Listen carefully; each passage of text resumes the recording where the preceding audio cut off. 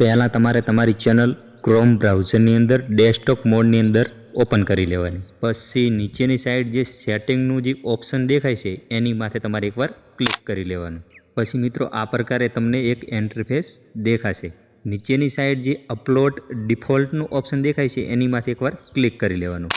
Click કરીને મિત્રો જે એડવાન્સનું સેટિંગ જે દેખાય છે એની માથે ક્લિક કરી લેવાનું. એક ઓપ્શન દેખાય છે કેટેગરી, એની માથે આપણે એકવાર ક્લિક કરી લેવાનું. ક્લિક કરશો એટલે મિત્રો આ પ્રકારે આપણને ઘણી બધી કેટેગરી જોવા મળશે. તો આપણે કોમેડી વિડીયો બનાવતા હોય તો આપણે અહીંયાથી કોમેડી સિલેક્ટ કરી લેવાનું. અને આપણે કોઈ વ્લોગિંગ વિડીયો બનાવતા હોય તો નીચે પીપલ એન્ડ બ્લોગ લખેલ છે એ કેટેગરી આપણે સેટ કરી લેવાની. અને આપણે કોઈ મ્યુઝિક વિડીયો બનાવતા હોય તો મ્યુઝિક આપણે કેટેગરી સિલેક્ટ કરી લેવાની. પછી મિત્રો ગેમિંગ છે, ઘણી બધી કેટેગરી છે. તમે જે પ્રકારનું તમારું કન્ટેન્ટ હોય એ પ્રકારે તમારે કેટેગરી અહીંયાથી સિલેક્ટ કરી લેવાની. પછી મિત્રો જે તમારે જે કેટેગરીના તમે વિડીયો બનાવતા હોય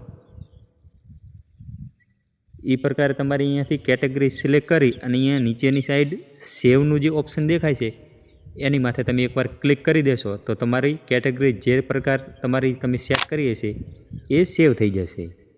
તો મિત્રો આવા જ નવા વિડીયો યુટ્યુબ રિલેટેડ જોવા માટે આપણી ચેનલને સબસ્ક્રાઈબ કરી લેજો.